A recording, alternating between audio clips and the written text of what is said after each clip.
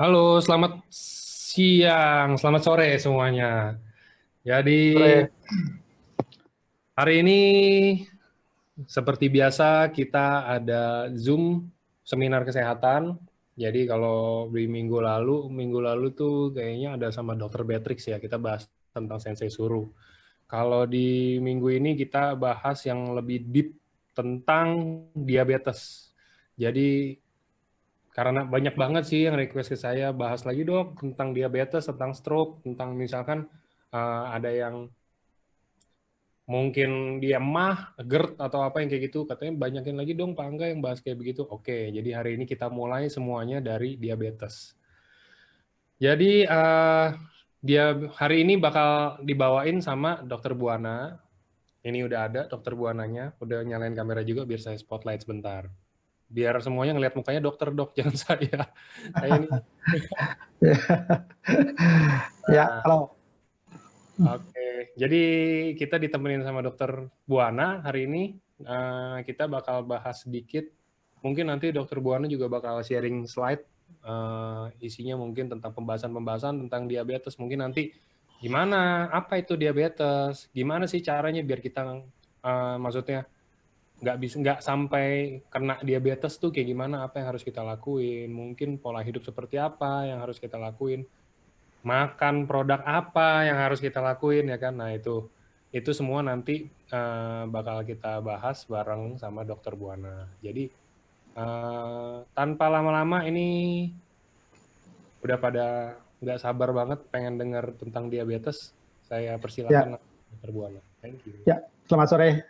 Terima kasih Pak Angga. Ya, semoga suara saya bisa diterima dengan baik. Ya, bertemu kembali Bapak Ibu di seminar kesehatan ya, yang sore hari ini saya dipercaya kembali membawakan materi tentang diabetes ya. Seperti yang disampaikan tadi oleh Pak Angga, permintaan dari para member yang demikian banyak ya tentang penyakit diabetes ini, ya saya akan coba mengulang kembali ya, walaupun mungkin 2-3 minggu yang lalu saya sudah pernah juga membawakan tentang materi ini, tapi mungkin ini penjelasan yang lebih lebih deep lagi sehingga Bapak Ibu bisa memahami lebih jauh ya. Saya share screen dulu.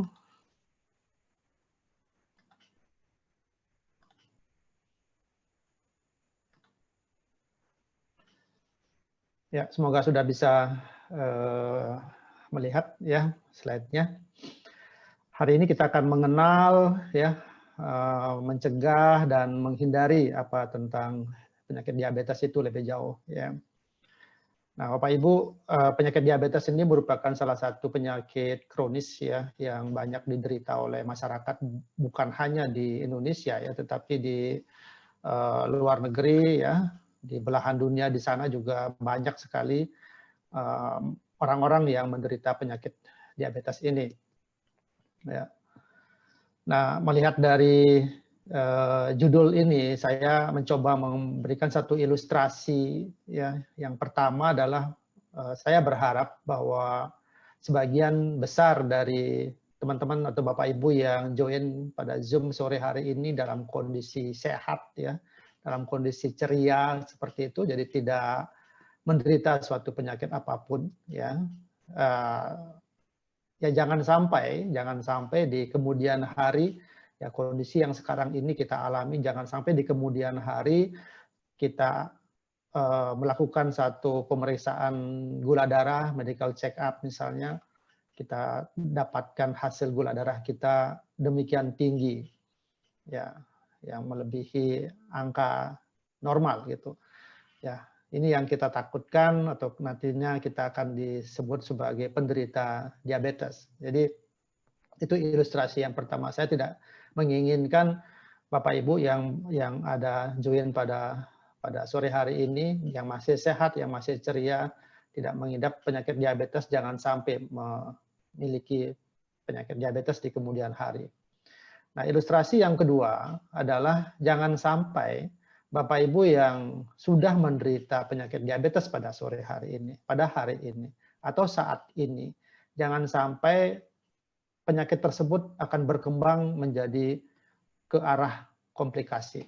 Ya, ini yang kita tidak inginkan. Ya, saya berharap dengan didengarkan, dipahaminya nanti pemaparan saya tentang slide ini, di materi ini. Jadi Bapak Ibu bisa melakukan satu upaya, jangan sampai penyakit diabetes yang diderita saat ini akan mengarah ke arah penyakit yang lebih lanjut ataukah kita sebut sebagai komplikasi dari diabetes. Nah, apa-apa saja yang bisa didapatkan ataukah bisa berkembang menjadi ke arah yang lebih berat tentang komplikasi itu nanti sebentar saya jelaskan. Jadi ada itu, seperti itu ilustrasinya Bapak Ibu, saya menginginkan Bapak Ibu tetap sehat sampai saatnya nanti ya. Kemudian bagi yang sudah menderita diabetes, jangan sampai penyakitnya akan berkembang ke arah yang lebih berat. Ya. Nah, sebagian barangkali, sebagian besar ya saya yakin sebagian besar sudah mengenal apa itu penyakit diabetes. Ya, dari WHO sendiri tahun 99 ya menyampaikan bahwa penyakit diabetes ini adalah satu penyakit gangguan metabolisme yang kronis. Yang kronis itu artinya lama, ya. Jadi multi etiologi. Etiologi itu artinya penyebabnya, ya. Multi berarti banyak penyebabnya, Bapak Ibu, yang ditandai dengan tingginya kadar gula darah, ya, disertai gangguan metabolisme karbohidrat, kemudian lipid dan protein sebagai akibat insufisiensi fungsi insulin. Nah, ini ada kata insufisiensi fungsi insulin. Memang penyakit diabetes ini pasti akan berhubungan dengan insulin, tetapi yang dimaksud di sini adalah insufisiensi. Nah, insufisiensi ini disebabkan oleh gangguan atau defisiensi dari produksi insulin oleh sel-sel beta Langerhans dari kelenjar pankreas itu sendiri, atau disebabkan kurang responsifnya sel-sel tubuh kita terhadap insulin. Ya, jadi ada dua hal yang bisa Bapak Ibu lihat di slide ini. Yang pertama adalah memang berkurangnya produksi dari insulin itu sendiri oleh sel-sel beta Langerhans dari pankreas. Yang kedua, insulinnya ada, ya, dosisnya normal, akan tetapi kurang responsif, ya, sel-sel tubuh tersebut terhadap insulin. Nah, ini dua hal yang menjadi satu faktor patogenesis dari penyebab diabetes itu, ya. Jadi sekali lagi bukan hanya karena berkurangnya insulin menyebabkan akan terjadinya diabetes, tetapi walaupun insulinnya nanti normal, respon terhadap tubuh kita terhadap insulin tersebut ataukah sel-sel yang berhubungan dengan insulin tersebut itu yang kurang responsif. Nah, ini dulu yang harus dipahami Bapak Ibu. Nah, saat ini ya kondisi yang terjadi adalah masa COVID, ya, bahwa asupan kalori yang dikonsumsi oleh sebagian orang, ya, karena kita sekarang ini lebih banyak berdiam diri di rumah, ya, oleh karena satu kondisi yang mengharuskan kita lebih banyak berdiam di rumah. Akibatnya apa? Bahwa pekerjaan kita hanya mungkin saja lebih banyak pada aktivitas makan, ya, karena tidak ada pekerjaan yang lain yang bisa dikerjakan. Jadi banyak makan, ya, banyak minum. Kemudian ada satu hal yang terlewatkan, itu tidak banyak kita beraktivitas ataukah bergerak. Nah, ini juga kondisi yang bisa menyebabkan terjadinya diabetes. Di samping itu juga ada banyaknya muncul penyakit-penyakit kronis, ya, di mana hal ini juga akan mempengaruhi satu kecemasan, satu stres pada tubuh kita, ya, ada satu proses ketakutan. Ini juga akan memicu, ya, pengeluaran hormon-hormon yang tidak baik yang buat kesehatan kita. Selanjutnya adalah adanya keterbatasan untuk akses kita ke rumah sakit, ya, karena ada kekhawatiran dari Bapak Ibu yang bila mana ke rumah sakit nanti akan bertemu dengan orang-orang yang mengidap penyakit COVID dan lain sebagainya, sehingga apa yang terjadi bahwa kita melakukan follow up terhadap kesehatan kita menjadi sangat berkurang sekali. Nah, ini yang sangat disayangkan terutama bagi penderita diabetes. Akibatnya adalah bahwa pengaturan obat, terapi obat yang dibutuhkan untuk maintenance kadar gula darah kita itu menjadi tidak adekuat. Ini yang menyebabkan bisa ke proses yang lebih berat lagi nantinya. Yang selanjutnya yang terjadi dari sisi ekonomi, ya. Jadi sebagian dari kita ada kehilangan pekerjaan, tentunya pendapatan akan menurun, kemampuan kita untuk membeli sesuatu, diantaranya adalah obat-obatan, tentu akan menjadi terhambat juga.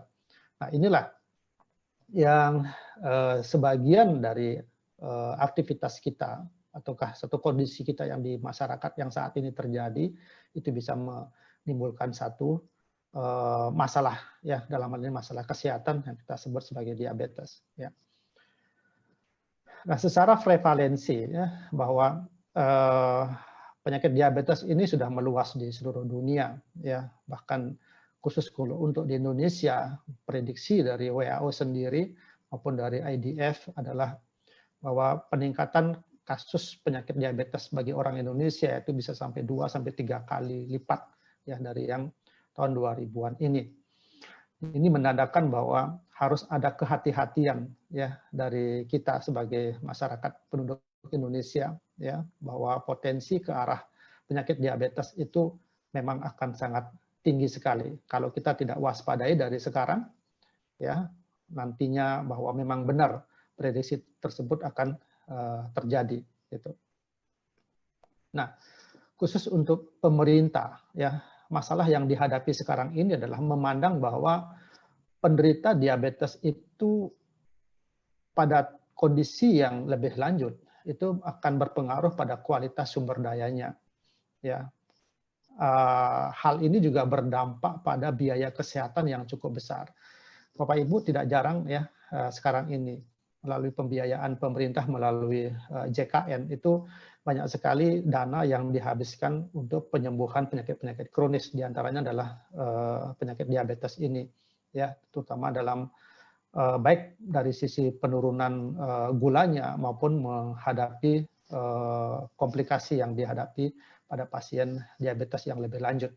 Itu membutuhkan biaya yang sangat besar sekali. Belum lagi nanti ke hal-hal yang sifatnya terapi, dalam hal ini adalah penyediaan obat, baik itu oral maupun suntikan, ini juga jadi masalah, ya.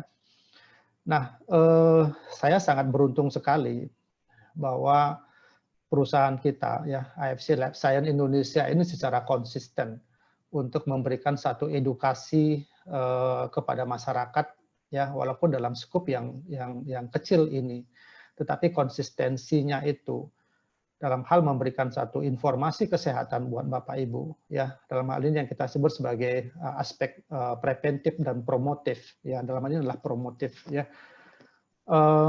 memberikan satu informasi yang sangat baik kepada seluruh masyarakat bagaimana paling tidak kita bisa melakukan pencegahan, ya, supaya kita saat ini, keluarga kita, ya, anak-anak dan sebagainya yang nanti akan tumbuh menjadi satu generasi penerus itu tidak jatuh ke dalam satu masalah kesehatan yang terutama tidak mengidap satu penyakit-penyakit kronis, ya. Jadi kita sangat mengapresiasi, ya, komitmen dari perusahaan dari AFC Life Science ini untuk terus membuatkan satu sesi tentang seminar kesehatan yang dipakai sebagai media buat Bapak Ibu untuk mengenal lebih jauh tentang kesehatan pada umumnya, ya.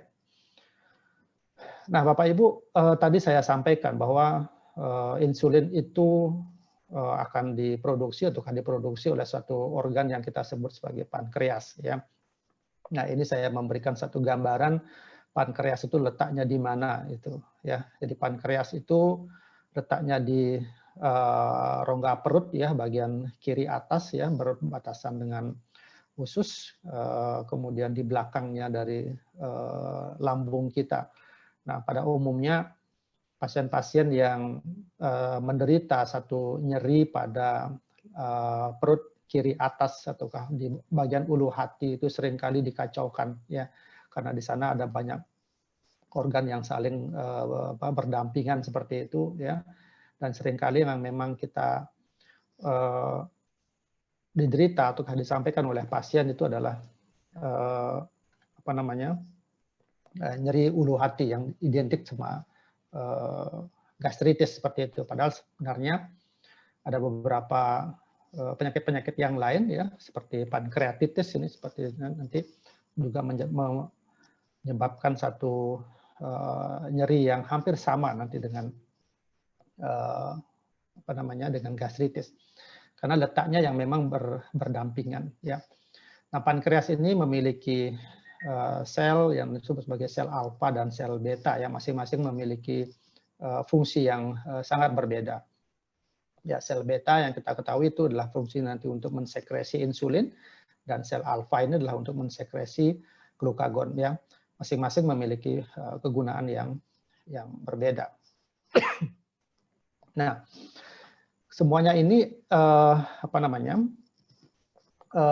sekresi hormon ini akan dialirkan ke pembuluh darah dan nanti akan beredar di dalam pembuluh darah. Nah, gangguan pada pankreas ya itu bisa membuat pankreas itu memiliki kehilangan kemampuan untuk memproduksi dan melepaskan insulin.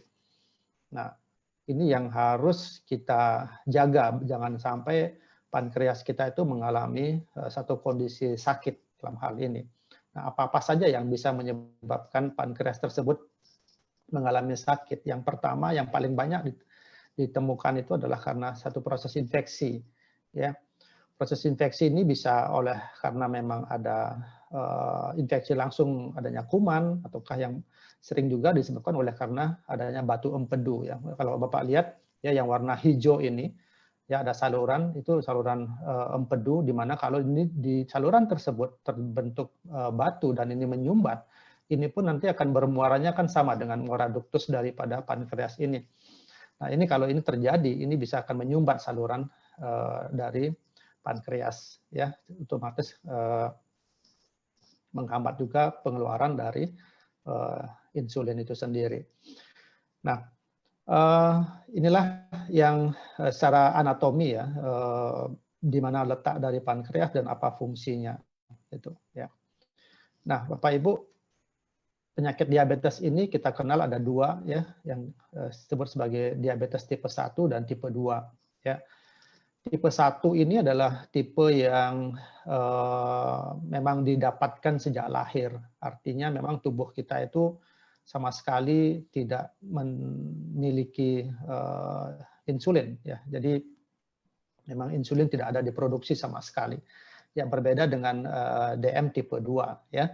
Kalau DM tipe 1 ini memang didapatkan sejak lahir, tentunya memang dimiliki pada usia bayi atau anak-anak. Pasien usia tersebut sudah memiliki penyakit diabetes. Nah, dan gejala-gejala klasiknya umumnya ya gejala klasik dari diabetes itu sendiri ya, seperti poliuri itu banyak kencing ya, polidipsi itu banyak minum, polipagi itu banyak makan ya, dan terjadi penurunan berat badan, rasa kelelahan dan lain sebagainya ya. Nah, tapi kalau diabetes tipe 2 ini diabetes yang dialami oleh seseorang dalam masa kehidupannya, itu artinya ya. Jadi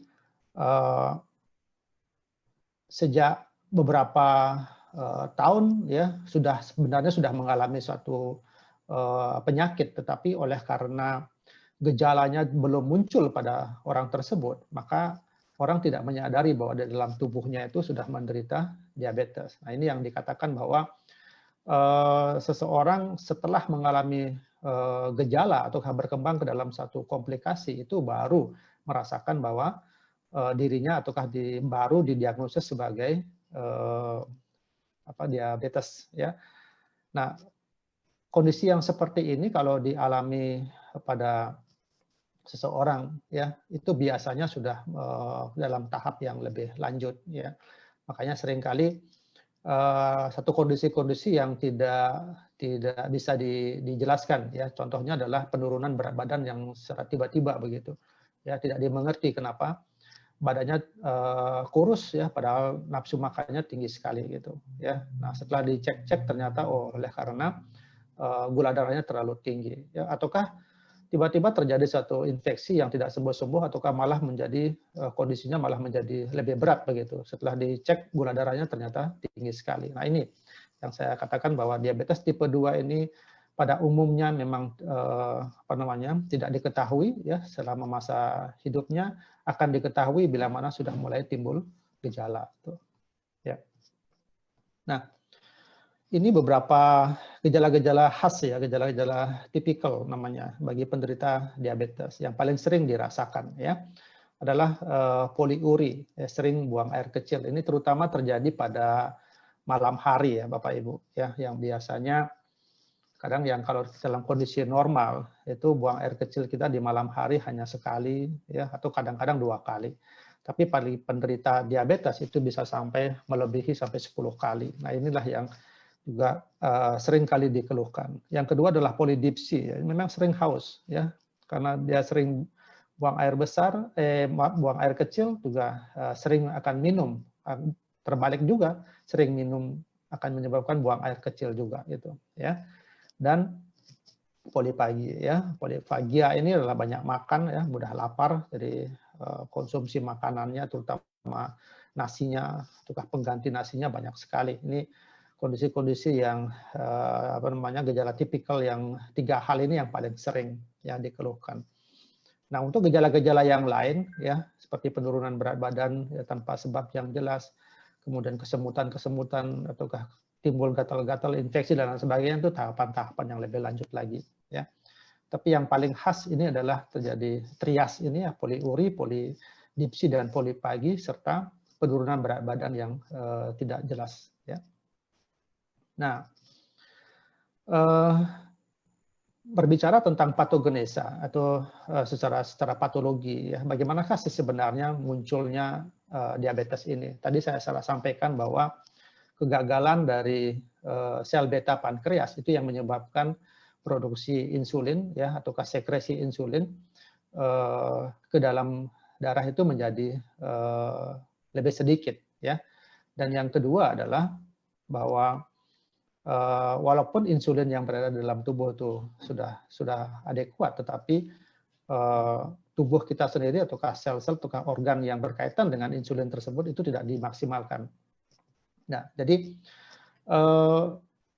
yang paling mendasar sekali adalah sebenarnya bahwa ketiadaan dari insulin ataukah kekurangan dari insulin itu tersebut memang adanya kegagalan dari sel beta pankreas ini. Ya. Akan tetapi Bapak Ibu ada organ-organ yang lain ya yang juga ikut mempengaruhi ya kenapa seseorang itu bisa menderita diabetes yang berkepanjangan ya. Ternyata bahwa organ-organ yang lain itu juga bisa memegang peranan memegang satu faktor ya yang menyebabkan bahwa penyakit diabetes ini terus akan berkembang menjadi lebih berat ya. Nah, jadi adanya satu resistensi insulin ya pada otot dan liver, kemudian gangguan dari jaringan lemak, kemudian ada gangguan di usus, gangguan di gaster atau di lambung, itu juga pada organ-organ tersebut itu juga menyebabkan bisa menimbulkan timbulnya diabetes itu sendiri ya, terutama pada diabetes yang tipe 2 ini ya. Nah, ada 8 organ yang berperanan untuk patogenesa dari diabetes ini. Yang pertama adalah kegagalan dari sel beta pankreas ya. Jadi fungsi dari sel beta itu sudah sangat berkurang sekali ya, terutama pada saat kita melakukan pemeriksaan gula darah, kadar gula darahnya sudah sangat tinggi sekali. Ini sudah menandakan bahwa fungsi dari sel beta dalam hal ini adalah mensekresi insulin itu sudah sangat berkurang sekali. Nah, organ yang kedua itu adalah di liver ya, dalam hal ini adalah terjadinya resistensi insulin ya. Dan resistensi insulin inilah yang mengakibatkan memicu ya timbulnya gluconeogenesis, jadi pembentukan glukosa ya. Kemudian pada otot-otot juga ya juga adanya resistensi insulin ya yang secara multiple itu terjadi di intramyoseluler namanya, itu pun juga akan memicu gluconeogenesis. Kemudian pada sel-sel lemak ya, itu juga ada resistensi terhadap efek dari antilipolisis dari insulin. Nah, inilah yang menyebabkan apa yang disebut sebagai kadar asam lemak bebas ya di dalam plasma yang terjadi peningkatan. Ini yang mengganggu ya akan tersekresinya insulin dari pankreas ya. Yang selanjutnya adalah di gangguan di usus ya. Jadi ada satu efek yang disebut sebagai efek incretin. Ini nanti akan pada penderita diabetes itu terjadi defisiensi hormon ya GLP-1 dan terjadi resistensi juga terhadap hormon GIP namanya ya. Kemudian selanjutnya adalah di sel pankreas sendiri dengan adanya diabetes ini peningkatan dari sintesa glukagon, dalam hal ini adalah sel alfa pankreas juga mengalami peningkatan ya. Kemudian gangguan pada ginjal juga menyebabkan penyerapan glukosanya pun jadi meningkat penyerapan glukosanya sehingga glukosa di dalam darah juga sangat meningkat. Dan yang terakhir adalah di bagian otak ya. Resistensi insulin ini merangsang nafsu makan yang lebih banyak ya, sehingga pengeluaran satu zat yang di otak yang menyebabkan bahwa kita berkeinginan untuk makan makanan yang lebih banyak lagi gitu. Ya. Nah, bagaimana kita bisa mengetahui ataukah kita didiagnosa sebagai diabetes mellitus? Ya, Bapak Ibu, untuk menegakkan diabetes mellitus itu adalah memakai pemeriksaan kadar glukosa darah ya. Yang paling bagus adalah secara enzimatik ya, dengan bahan plasma darah vena. Jadi darah kita diambil ya diambil dari vena kita, diambil beberapa cc begitu ya, kemudian dilakukan pemeriksaan di laboratorium dengan cara enzimatik. Ini yang paling direkomendasikan ya. Nah, seringkali kita mendapatkan untuk di beberapa fasilitas ataukah di dokter-dokter keluarga, dokter praktek mandiri itu memakai alat untuk pengetesan gula darah. Nah, itu biasanya alat tersebut bisa paling dipakai adalah untuk melakukan screening, dalam hal ini mengetahui apakah efektif ataukah tidak obat yang dijalankan ataukah diminum selama ini ya. Jadi sangat berbeda sekali ya. Dari alat yang glukotest itu biasanya dipakai hanya untuk screening saja. Nah, bila mana darah yang kita ambil diperiksakan di laboratorium ya, memiliki kadar lebih atau sama dari 126 mg per desiliter ya. Dalam hal ini adalah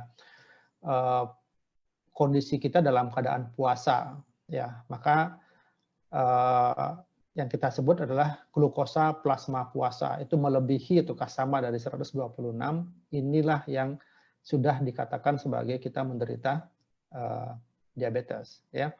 Nah, kan tetapi puasanya ini pun harus memenuhi syarat minimal 8 jam. Jadi kalau kita ingin pemeriksaannya jam 8 pagi misalnya, jadi minimal 8 jam berarti kita balik ke belakang. Jadi minimal jam 12 malam, tengah malam, kita tidak boleh lagi mengkonsumsi makanan. Ya.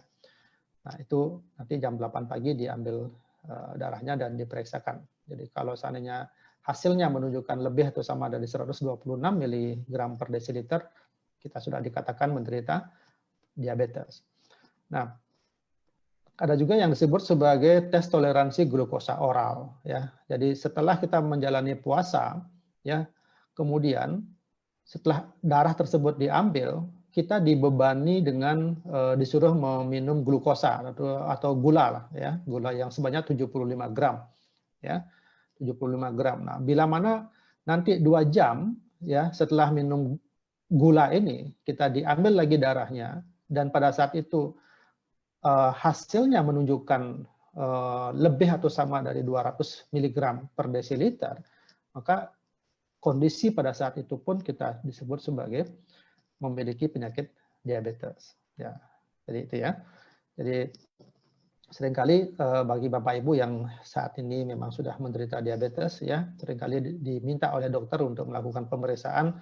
Oke, Bapak nanti puasa atau nanti 2 jam setelah makan nanti dicek lagi. Ya, itu yang kadang kita sering dengar, ya. Tapi sebenarnya penjelasannya adalah seperti begini. Nah, kadangkala juga kita seringkali dalam kondisi sakit, ya, kita ke salah satu fasilitas kesehatan untuk bertemu dengan dokter dan dokter merekomendasikan untuk pemeriksaan gula darah. Nah, ini yang kita sebut sebagai pemeriksaan gula darah sewaktu, ya, atau glukosa plasma sewaktu. Nah, bila mana dari hasil pemeriksaan labnya ini menunjukkan lebih atau sama dari 200 mg per desiliter, ditambah dengan keluhan-keluhan klasik yang tadi saya bilang, ya, itu juga dikatakan sudah menderita diabetes.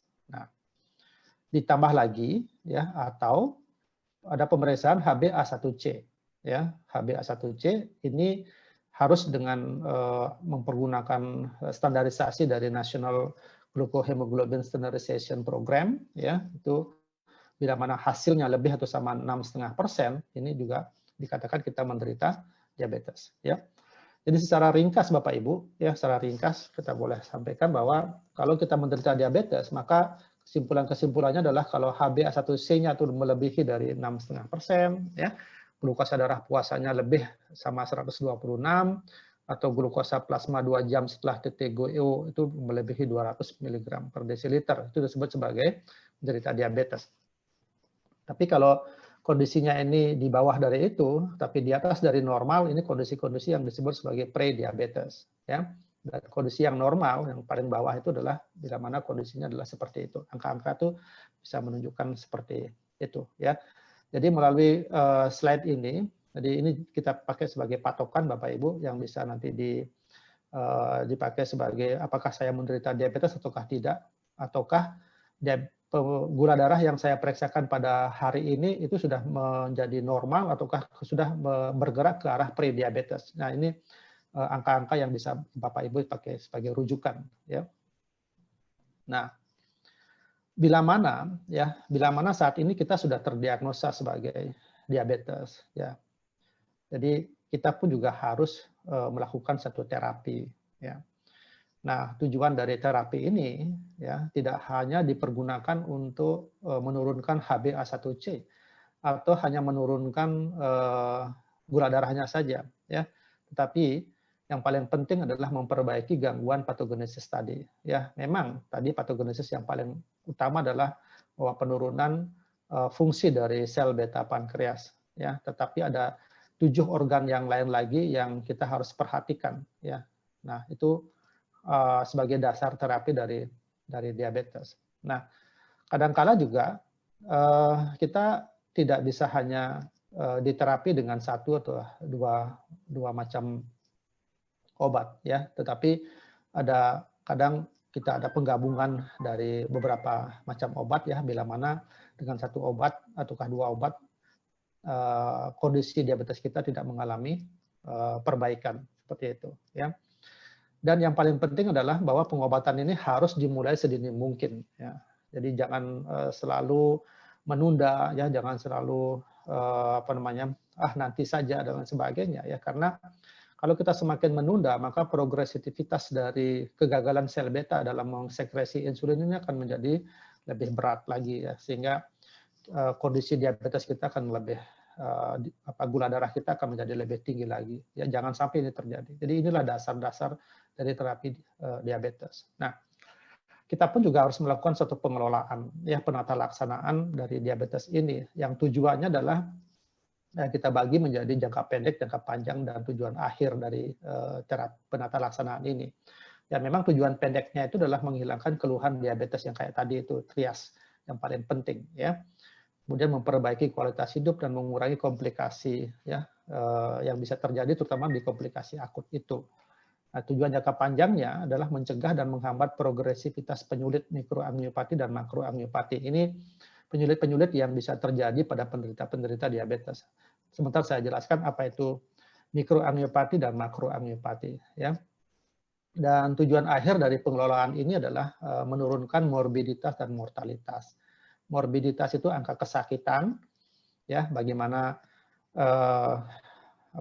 kondisi pasien jangan sampai ke tahapan yang lebih berat lagi, itu namanya angka kesakitan, dan mortalitas ini adalah angka kematian, ya, jangan sampai generasi kita yang menderita diabetes ini banyak sekali akan jatuh ke proses kematian, ya, akibat dari komplikasi yang diderita, ya. Nah, makanya untuk menghindari hal-hal yang ini, ataukah pencapaian dari tujuan ini bisa tercapai, maka yang perlu dilakukan adalah pengendalian glukosa darah. Ya, ini harus dilakukan pengetesan yang lebih sering pada penderita-penderita diabetes. Ya, tentunya pengukuran tekanan darah, ya, kemudian berat badan, pemeriksaan laboratorium, ya, berupa profit level, ini juga harus dilakukan lebih sering, ya, dan pengelolaannya harus secara komprehensif. Jadi sekali lagi Bapak Ibu, di samping kita melakukan pengendalian gula darah, tapi kita juga harus melakukan satu pengelolaan yang lain, ya, agar ini bisa pengelolaannya secara komprehensif gitu, ya. Nah, ada satu langkah-langkah penata laksanaan secara umum yang dilakukan, dan ini terutama pada penderita yang baru pertama kali melakukan kontrol ataukah melakukan pemeriksaan kepada di fasilitas kesehatan, ketemu sama dokternya. Dan dokter kalau misalnya lebih mengarahkan bahwa kondisi ini akan mengarah ke diabetes, tentunya tenaga medis akan melakukan satu pemeriksaan secara menyeluruh, ya, dimulai dari anamnesisnya, ya, menanyakan tentang riwayat penyakitnya, perjalanan penyakitnya seperti apa, ya, nanti penderita akan menceritakan apa keluhan-keluhan utama dan keluhan yang lainnya. Kemudian dokter juga akan melakukan pemeriksaan fisik, ya, bila mana nanti ditemukan kondisi-kondisi yang tidak normal, tentu akan dicari lebih jauh lagi apa penyebabnya. Selanjutnya adalah melakukan pemeriksaan laboratorium, ya, terutama di pemeriksaan gula darah puasa maupun dari 2 jam setelah TTGO itu. Nah, yang keempat adalah penapisan komplikasi. Apakah pada saat pertama kali pasien tersebut datang ke dokter itu sudah terjadi komplikasi ataukah tidak? Nah, untuk penapisan ini tentunya membutuhkan satu pemeriksaan penunjang, ya, dalam hal ini adalah bisa ke laboratorium, ya, bisa melakukan pemeriksaan radiologi, ya, bisa melakukan pemeriksaan jantung melalui EKG dan lain sebagainya. Jadi ini adalah langkah-langkah penata laksanaan umum. Nah, sedangkan untuk penata laksanaan khusus, ya, ini adalah bagaimana kita melakukan satu pengelolaan pasien itu secara komprehensif, ya, artinya tidak hanya tergantung pada satu penata laksanaan. Nah, penata laksanaan komprehensif ini yang saya sebut adalah yang pertama adalah bagaimana menerapkan pola hidup yang sehat, ya. Penerapan pola hidup sehat ini kita mulai dengan terapi nutrisi medis dan aktivitas fisik. Ini sebenarnya yang paling penting buat Bapak Ibu, ya.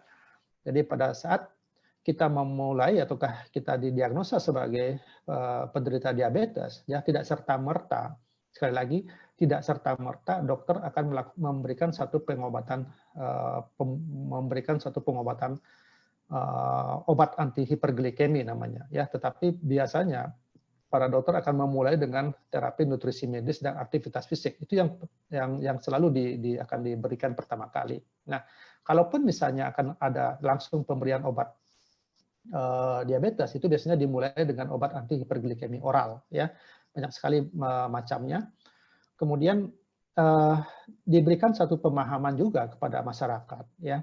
Kalau misalnya pada saat itu sudah dikondisikan memiliki potensi terjadi hiperglikemi, artinya kadar gula darah yang sangat tinggi sekali. Jadi masyarakat diberikan pemahaman bahwa bila mana terjadi kondisi-kondisi emergensi, ya, misalnya terjadi metabolik berat, adanya ketoasidosis, ya, stres berat, tiba-tiba tidak sadarkan diri dan sebagainya, itu harus segera ke rumah sakit. Nah, ini edukasinya harus kuat, ya, kepada pasien maupun dari pihak keluarganya, ya. Kemudian yang paling penting juga adalah harus bisa memahami gejala-gejala yang disebut sebagai gejala hipoglikemia.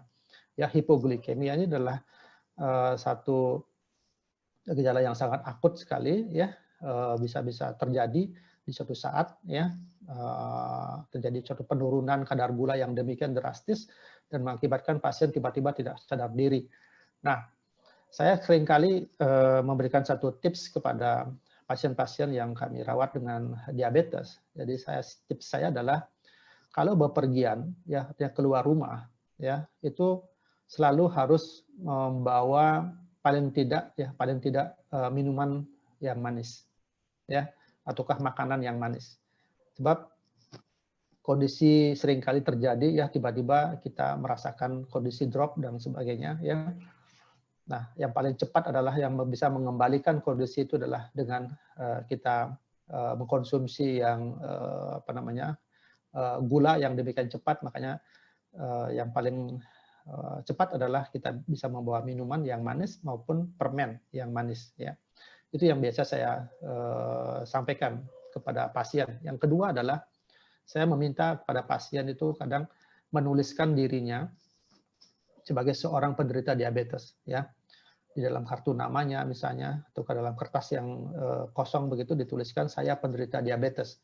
Itu disimpan di di dompetnya dan suatu saat bila mana ya ini bila mana ya kita dalam keadaan tidak sadar dan ditemukan oleh orang-orang dan ini dibawa ke fasilitas kesehatan ke UGD misalnya, kemudian dompetnya diperiksa untuk melihat identitasnya, tentu dokter akan lebih mempercepat mengetahui bahwa ketidaksadaran dari pasien ini penyebabnya adalah kemungkinan adalah hipoglikemia itu ya.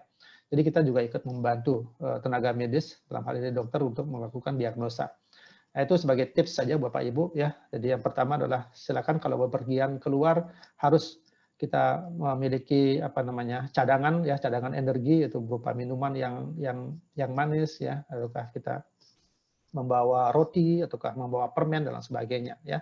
Yang kedua silakan taruh semacam kertas kecil begitu dan tulis di sana bahwa saya penderita diabetes ya, simpan di dompetnya pergi kemanapun nanti tiba-tiba misalnya terjadi tidak sadarkan diri ditemukan oleh orang-orang dibawa ke rumah sakit itu akan mempercepat diagnosisnya gitu ya. Nah tadi saya bilang yang paling pertama yang harus dilakukan oleh tenaga medis dalam hal ini dokter adalah memberikan satu terapi nutrisi medis ya. Jadi untuk implementasi dari hidup secara sehat kita ya, kita juga harus mengetahui apa sih yang disebut sebagai nutrisi sehat bagi penderita diabetes. Ya. Yang pertama adalah konsumsi karbohidrat. Ya, seberapa banyak sih sebenarnya konsumsi karbohidrat kita? Ya, terutama karbohidrat yang berserat tinggi, ya seperti itu. Ya, dan ini adalah antara 45 sampai 65% ya dari total asupan energi. Ya, ini tentu pada saat Bapak Ibu melakukan kontrol ke dokter, nanti ada pemeriksaan misalnya tinggi badan sama berat badan, ya, di situ nanti berapa sih kebutuhannya, pekerjaannya apa, ya, tingkat stresnya seperti apa, sehingga itu nanti ditentukan bahwa kebutuhan energinya adalah misalnya ini 2000 kilokalori per hari. Nah dari 2000 kilokalori per hari itu nanti kandungan karbohidratnya maksimalnya misalnya adalah 50%. Jadi 50% itu nanti didapatkan dihitung-hitung memakai satu rumus seperti itu ya. Itu nanti adanya di ahli gizi ya, nanti dia mengkonfirmasi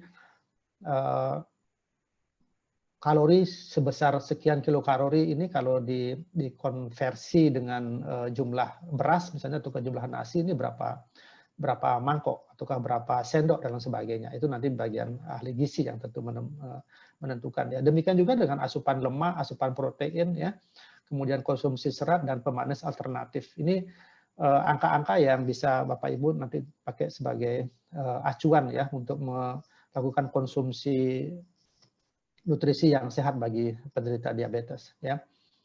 Kemudian latihan jasmani ya. Tadi yang pertama adalah nutrisi, yang kedua adalah latihan jasmani. Ya, latihan jasmani yang dimaksud di sini adalah bukan aktivitas sehari-hari ya. Jadi aktivitas sehari-hari yang dimaksud itu adalah menyapu, mengepel, jadi bukan seperti itu ya. Tetapi yang dimaksud ini adalah suatu aktivitas tambahan ya.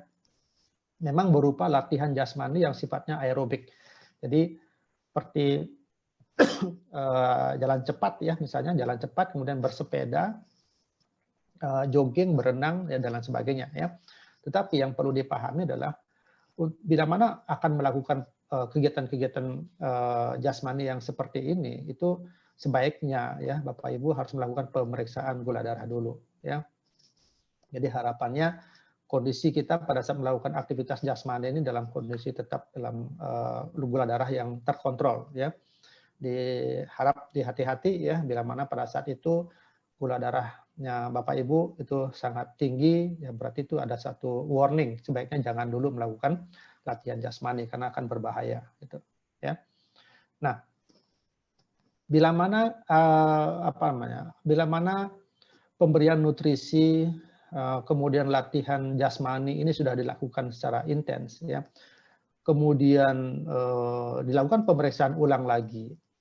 Akan tetapi tetap ditemukan bahwa kadar gula darahnya masih tetap tinggi, maka pada saat inilah dokter pasti akan memberikan terapi farmakologi namanya. Jadi intervensi sudah melalui obat. Nah, intervensi melalui obat ini baik itu bisa melalui obat secara oral ya berupa tablet ataukah melalui suntikan ya bila mana memang dibutuhkan untuk langsung dilakukan pemberian suntikan.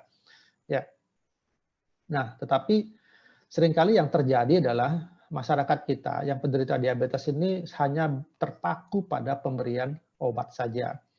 Jadi dengan diberikannya obat, merasa yakin bahwa gula darahnya pasti akan terkontrol. Ya, lupa bahwa nutrisi medis, ya kehidupan yang sehat itu dilupakan.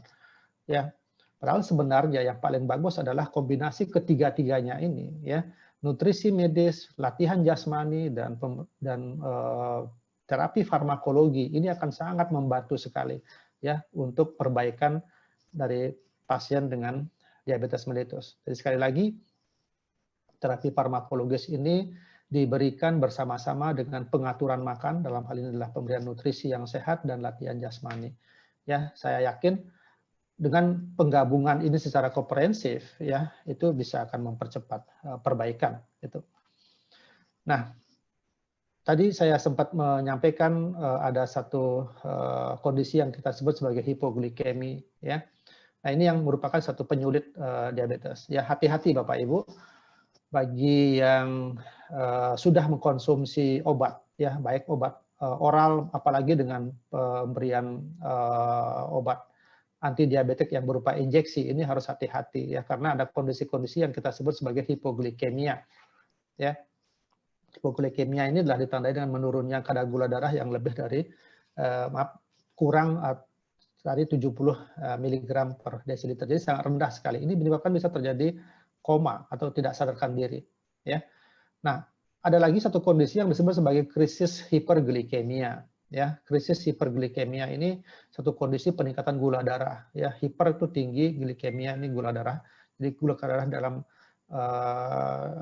darah kita terlalu tinggi, ya, bisa sampai 300 sampai 600 mg per desiliter. Ini kondisi-kondisi ini yang harus Bapak Ibu ketahui. Ya, nah.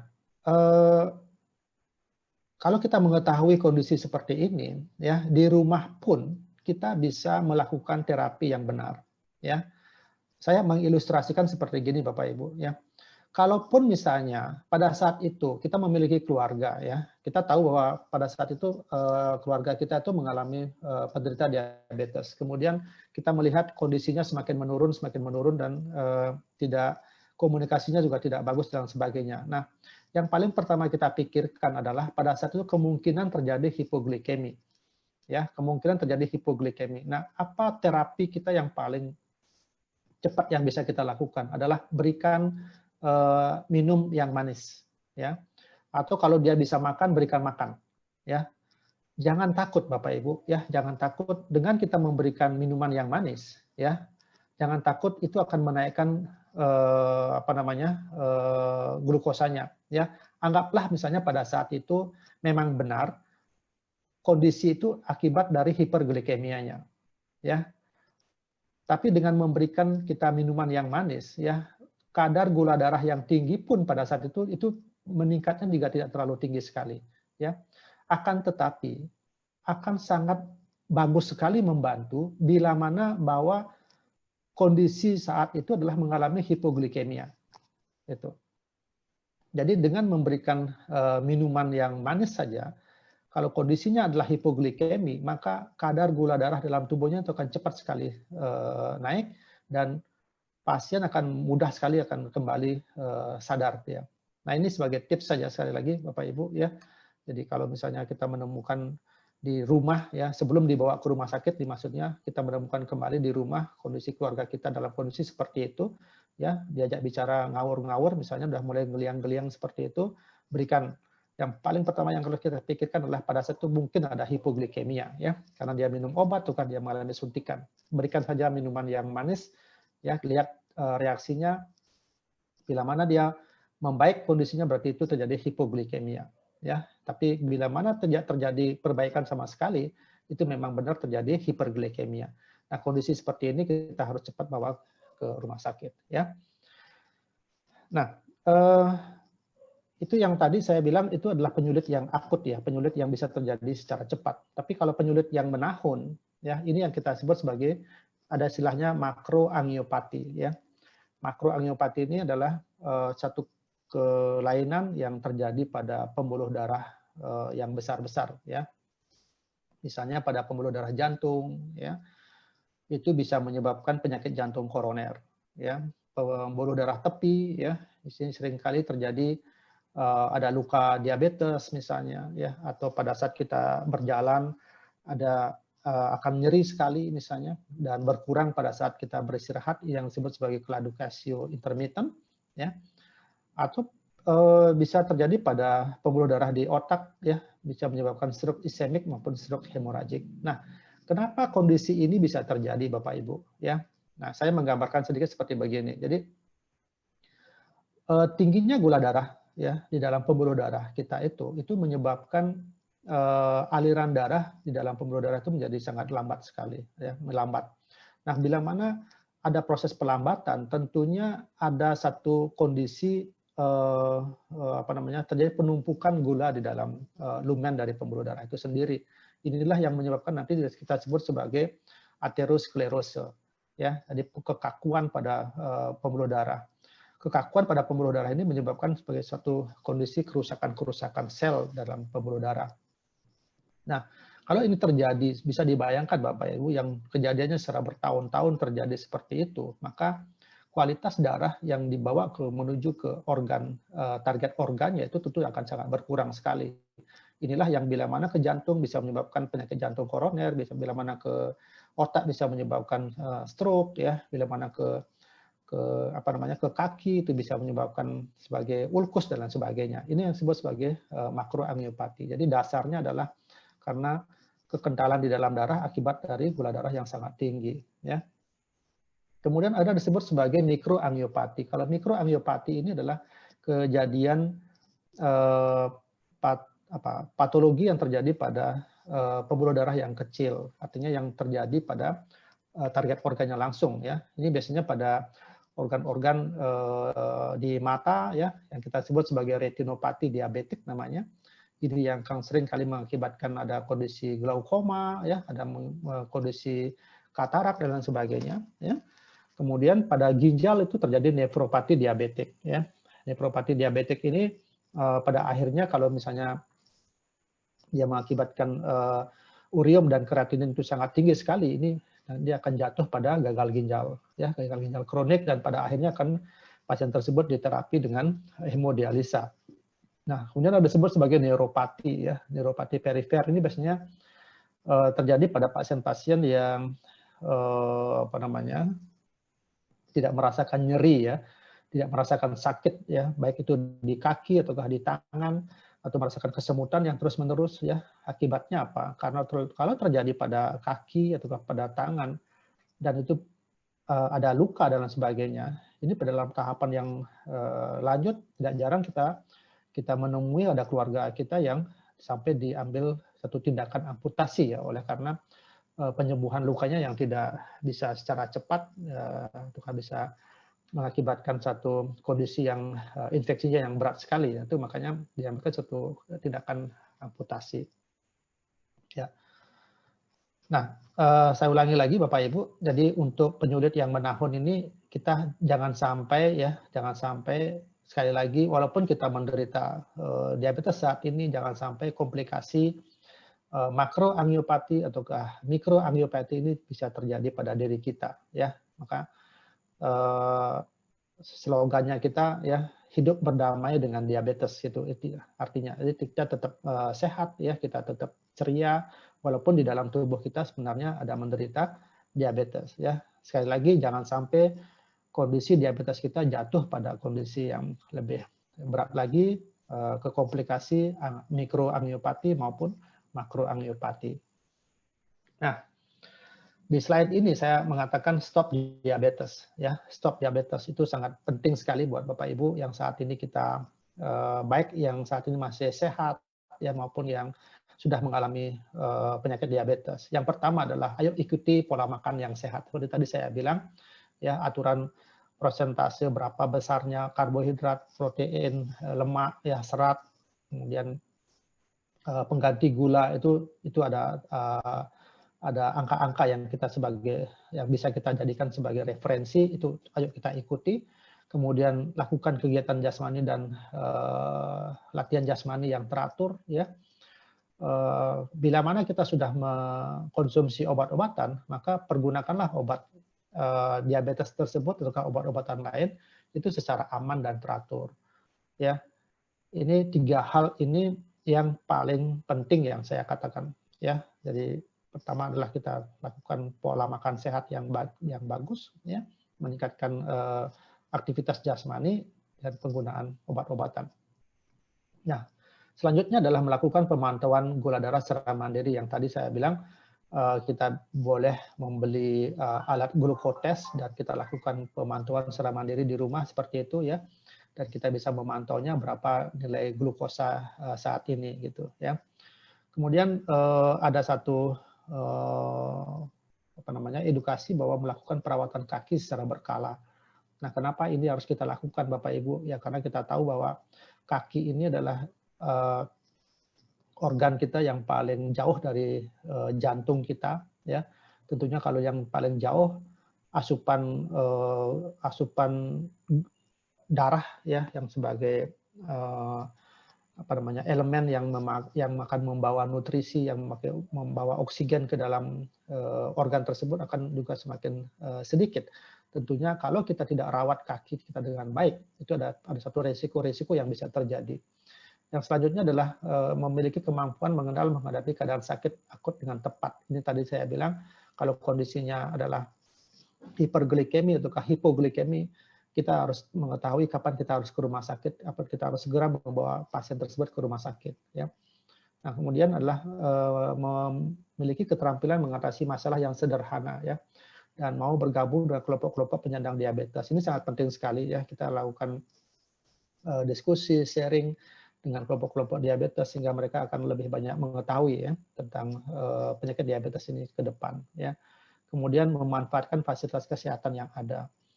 Jadi kalau kalau memang diperintahkan untuk melakukan kontrol secara rutin ya, 2 minggu sekali, sebulan sekali ya, kita harus bisa mengakses ya pelayanan kesehatan tersebut dengan baik. Ya, ini perilaku hidup sehat bagi penderita diabetes dan bukan penderita diabetes ya. Jadi kita menginginkan yang bukan penderita diabetes itu tetap hidup ya tanpa harus jatuh ke kondisi diabetes ya. Nah, pencegahan diabetes ya. Pencegahan diabetes ini bisa memiliki 3 sasaran ya. Jadi sasaran yang pertama adalah sasaran primer. Ini tentunya bagi yang belum terkena ya, yang belum terkena ataukah bagi pasien-pasien atau orang-orang yang memiliki potensi ya bisa terkena atau mengalami intoleransi glukosa. Ya, ini yang harus kita lakukan adalah program yang disebut sebagai penurunan berat badan, latihan jasmani, menghentikan kebiasaan merokok, ya, melakukan nutrisi medis dengan baik, hidup sehat dengan baik ya. Ini yang harus kita lakukan sebagai sasaran pencegahan yang primer. Sedangkan yang sekunder ini adalah bagi pasien yang memang yang memang sudah menderita diabetes tapi menghambat untuk timbulnya penyulit ataukah komplikasi yang tadi saya bilang ya. Jadi ya yang bisa kita lakukan adalah seperti yang tadi ya. Jadi kalaupun misalnya sudah memberikan obat, tentu obat tersebut harus dikelola dengan baik dan benar ya. Tentunya digabungkan dengan aktivitas latihan jasmani dan mengkonsumsi nutrisi yang baik gitu. Nah, dan sasaran pencegahan yang tersier ini tentunya adalah untuk mencegah agar jangan sampai pasien tersebut jatuh pada kecacatan yang lebih lanjut dan untuk meningkatkan kualitas hidupnya. Nah, ini pencegahan diabetes yang terutama adalah untuk diabetes tipe 2 yang paling banyak diderita oleh masyarakat kita. Jadi sekali lagi ada pencegahan secara primer, ada secara sekunder, dan pencegahan secara tersier. Jadi dengan kita mengetahui upaya-upaya kita untuk melakukan pencegahan ini, tentunya kita akan memilih ya, kita akan memilih kondisi saat ini kita seperti apa. Kalau kita memang belum menderita diabetes, maka lakukanlah sasaran pencegahan yang primer. Tapi kalau seandainya kita sudah menderita suatu penyakit diabetes, maka lakukanlah sasaran pencegahan yang secara sekunder. Ya. Dan bila mana memang sekundernya itu sudah semakin memberat lagi, ya jangan sampai kecacatan itu bisa lebih lanjut bisa terjadi gitu. Ya. Nah, Bapak Ibu, dari tadi kita sudah membicarakan tentang diabetes dan komplikasi yang bisa terjadi. Nah, saat ini kita berada dalam satu perusahaan yang sama dan kita mengenal ada produk-produk yang sudah disampaikan ke kita dan kita sudah mengkonsumsinya baik dari yang sudah 3 tahun yang lalu, ada yang 2 tahun yang lalu, atau yang baru mengkonsumsi pada saat ini ya. Nah, kita kenal sekarang yang disebut sebagai SOP Subarasi. Ya, SOP Subarasi ini merupakan upgrade dari produk yang sebelumnya SOP 100 ya. Jadi dengan adanya SOP Subarasi ini kita bisa mengenal lebih jauh lagi tentang kemanfaatannya karena apa? Karena sebelumnya dengan SOP 100 ya dengan 8 kandungan yang ada, yang terutama ini adalah kemarin plasenta ya. Dengan tambahan ada sarden peptide dan fruit flow peptide ini memiliki satu paten yang lebih banyak lagi ya. Yang sebelumnya SOP 100 sudah memiliki 3 paten ya sebagai cell regeneration effect, kemudian dia untuk peningkatan aliran darah dan skin improvement ya. Tentunya kalau saya meyakininya dengan 3 paten tersebut itu pun sudah sangat bagus sekali buat kesehatan kita, menjaga kita apalagi pada pasien-pasien dengan diabetes ya. Nah, dengan tambahan sarden peptide dan fruit flow peptide ini akan lebih melengkapi lagi sebenarnya ya produk yang kita sudah konsumsi ini. Kenapa sih penting SOP Subarasi ini buat penderita diabetes ya? Karena kita tahu seperti tadi ya bahwa patogenesis dari diabetes ini kan tadi saya bilang adanya kegagalan dari sel beta pankreas dalam mensekresi dari insulin. Tentunya adalah marin plasenta ini yang paling berfungsi saat itu ya adalah untuk meregenerasi sel-selnya ya. Nah, sel-sel yang sudah diperbaiki, yang sudah diregenerasi itu tentunya yang diharapkan adalah berproduksinya kembali sel-sel beta pankreas dan sel-sel alfa pankreas itu untuk dalam kondisi yang bekerja dalam kondisi yang seimbang ya. Tentunya dengan keseimbangan ini kondisi di dalam gula darah kita di dalam tubuh kita menjadi lebih baik lagi. Nah, tadi saya cerita juga bahwa kerusakan dalam tubuh kita itu juga terjadi pada pembuluh darah ya. Akibat dari gula darah yang tinggi terjadi pengendapan pada pembuluh darah itu juga merusak sel-sel pembuluh darah. Nah, dengan adanya cell regeneration effect paten dari SOP 100 itu juga akan memperbaiki sel-sel yang ada di dalam pembuluh darah. Kalau sel-sel pembuluh darah ini diperbaiki, ya tidak terjadi kerusakan-kerusakan sel, maka aliran darah di dalam pembuluh darah itu juga akan menjadi lebih cepat, seperti itu. Ya. Nah, dengan adanya penumpukan gula darah ataukah melalui satu penumpukan yang menempel pada aliran pada pembuluh darah. Itu juga makanya punya potensi menaikkan tekanan darah. Makanya tidak jarang adalah pasien-pasien dengan diabetes itu pasti memiliki tekanan darah yang mulai meningkat. Nah, dengan adanya tambahan sarden peptide ini yang memiliki paten untuk menurunkan tekanan darah itu juga sangat penting sekali Bapak Ibu ya. Jadi paten sarden peptide ini kegunaannya adalah memang untuk menurunkan tekanan darah. Jadi pada penderita diabetes dengan hipertensi juga akan secara lambat laun kondisi komplikasi hipertensi itu bisa akan membaik. Nah, dengan adanya fruit flow peptide juga, kita tahu fruit flow peptide ini adalah untuk mencegah agregasi trombosit ya. Jadi ilustrasinya begini Bapak Ibu, kalau adanya gula darah yang sangat tinggi di dalam aliran darah itu akan merangsang kerusakan sel-sel pada epitel dari sel darah pembuluh darah itu sendiri ya. Kerusakan dari epitel ini itu akan terjadi satu luka ya.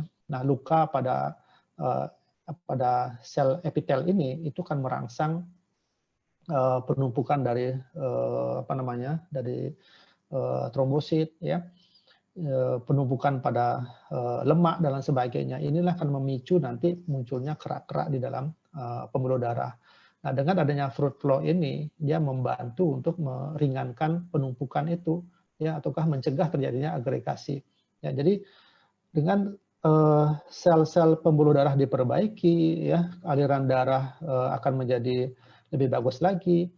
Kadar gula darah di dalam tubuh akan membaik seiring dengan perbaikan dari sel-sel beta pankreas, insulin akan ditingkatkan, maka potensi terjadinya pengendapan di dalam pembuluh darah itu menjadi lebih sedikit gitu. Sehingga apa yang diharapkan aliran darah ke semua organ tubuh kita itu menjadi lebih baik. Nah, itu kegunaan dari SOP 100 ini, ataukah yang kita sekarang ini adalah SOP Subarasi ya.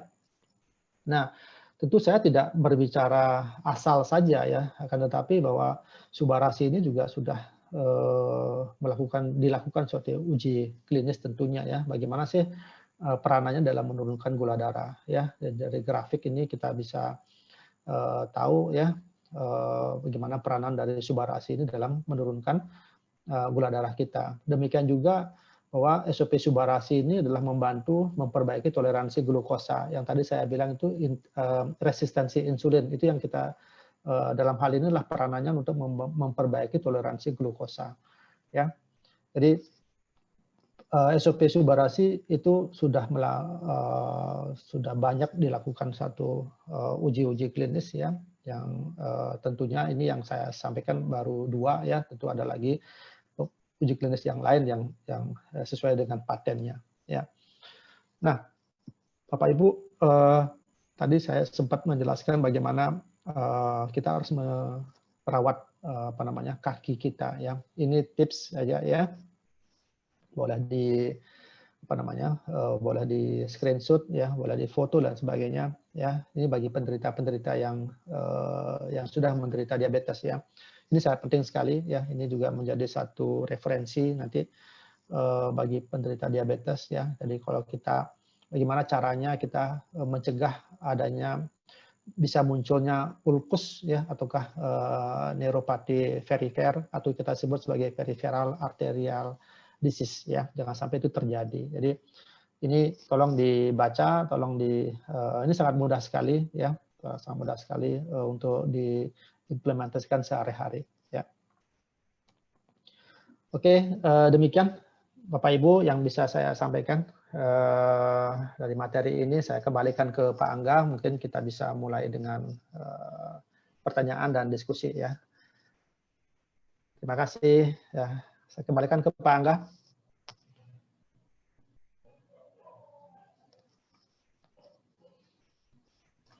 Halo. Ya, silakan Pak Angga. Oke dok, kita mulai Q&A-nya. Ini sudah ada berapa nih? 27 chat. Ya, silakan.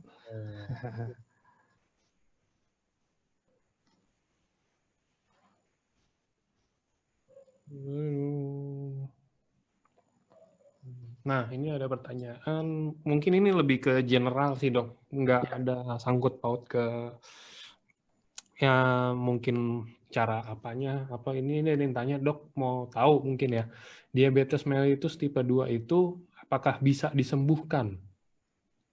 Nah, apa atau enggak, yang kedua pertanyaan lagi, ini ada 2 pertanyaan. Kalau misalkan diabetes mellitus itu yang nurun ke anak itu yang 1 atau yang tipe 2 dok? Hmm. Ya. Yang pertama ya masalah apakah penyakit diabetes itu bisa disembuhkan nggak dengan mungkin dengan produk ini maksudnya ya Pak Angga ya? Boleh. Ya, saya katakan bahwa penyembuhan itu bisa saja terjadi ya, penyembuhan bisa saja terjadi, tapi ini kata tanda apa namanya, garis bawahnya itu juga harus dipahami ya. Yang pertama itu banyak faktor yang menentukan, ya tentunya ini adalah kita harus lihat pasien tersebut, ya pasien tersebut itu mengalami gejala diabetes itu ataukah diagnosis diabetes sudah berapa lama. Ya karena dari sisi ini penting sekali ya, dengan tadi saya sempat di slide mengatakan bahwa terapi diabetes itu harus dimulai sedini mungkin. Jadi kalau penderita diabetesnya ini sudah berlama sekali, sudah bertahun-tahun menderita dan sampai terjadi satu komplikasi, maka akan sulit untuk mencapai kesembuhan. Ya, yang paling bisa dilakukan adalah yang paling bisa diberikan adalah perbaikan kondisinya. Itu. Kalau kesembuhannya jelas tidak bisa. Ya, tapi kalau pasien ini baru menderita, ya baru didiagnosa dengan cepat, ya diketahuinya dengan cepat, tentu dengan perbaikan yang dilakukan ya dengan seperti tadi saya sampaikan ya dengan nutrisi yang baik, latihan jasmani yang bagus ya, terapi obat yang sudah diberikan dikonsumsi dengan baik, ditambah lagi dengan konsumsi nutrisi yang tadi yang kita miliki sekarang ini adalah SOP Subarasi dengan dosis dan konsisten ya. Tentunya harapan kita untuk membalikkan kondisi sama seperti 5 tahun yang lalu atau 10 tahun yang lalu itu besar sekali kemungkinannya ya karena ya seperti tadi saya bilang itu bahwa kita melakukan upaya pencegahan itu secara lebih dini ya termasuk terapinya ini kita lakukan secara lebih dini atau lebih awal ya itu yang saya sampaikan apakah itu bisa terjadi bisa saya katakan ya tapi itu ya catatannya seperti tadi itu ya hati-hati Bapak Ibu dalam memberikan satu apa ya harapan-harapan yang terlalu berlebihan ya bukan buat pasien-pasien yang sudah menderita diabetes ya sudah ada komplikasi ada ulkus ada luka diabetes ya sudah mengalami cuci darah akibat dari diabetes bahwa minum SOP 100 tambah akan sembuh jangan ya saya katakan kita tidak boleh overclaim ya memang di sana patennya adalah memang melakukan bisa memberikan potensi untuk regenerasi sel, bisa untuk melancarkan aliran darah, bisa menurunkan tekanan darah, bisa untuk mencegah agregasi trombosit ya. Tapi itu terjadi bila mana ya pemberiannya itu secara konsisten sesuai dengan dosis yang ini. Kondisi pasien juga pada saat itu juga kita harus perhatikan ya. Syukur-syukur saya bilang ya, luka diabetesnya itu bisa menyembuh ya neuropatinya bisa membaik misalnya ya. Kemudian kondisi apa namanya retinopatinya, pencegahan terhadap timbulnya glaukoma, pencegahan terhadap timbulnya katarak itu bisa kita lakukan misalnya ya. Orang yang sudah mengalami cuci darah misalnya itu yang tadinya 3 kali seminggu atau 4 kali seminggu itu bisa dikurangin menjadi 2 kali seminggu misalnya. Itu pun sudah satu progres yang sangat luar biasa. Itu yang saya sampaikan. Ya. Yang pertanyaan yang kedua, yang menurun itu yang mana? Ya, yang menurun itu adalah yang tipe 2 ya. Yang menurun itu adalah tipe 2. Jadi karena ada riwayat keluarga yang sudah terkena diabetes. Nah, makanya pada pasien-pasien yang saat ini memiliki penyakit diabetes, kalau kita tanya riwayatnya orang tuanya kena diabetes tidak, ya pasti sebagian besar mengatakan oke, ada yang orang tua memiliki keturunan memiliki penyakit diabetes. Nah, apakah itu akan muncul semuanya? Tidak, saya katakan ya. Jadi kalaupun misalnya di dalam tubuh kita sudah ada genetiknya memiliki apa namanya riwayat keluarga menderita diabetes, tapi kalau misalnya pola hidup kita lakukan dengan baik, ya Pola hidup itu maksudnya yang tadi saya bilang konsumsi makanannya yang baik, ya sesuai dengan standar. Latihan jasmaninya yang sesuai, ya.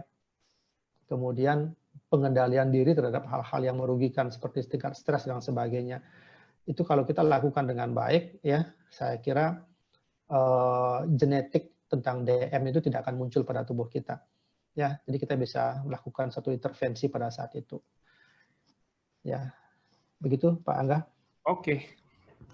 Siap. Itu mungkin bisa ngejawab ini beberapa pertanyaan dari teman-teman ya. Itu udah banyak mungkin dari tadi saya lihat ini pertanyaan-pertanyaan serupa yang tadi saya bilang mungkin yang tadi Dokter Buana ngomong bisa menjawab juga. Jadi bukannya saya nggak mau bacain teman-teman, cuman sama aja pertanyaannya itu jawabannya itu juga yang barusan jelasin sama Dokter Buana.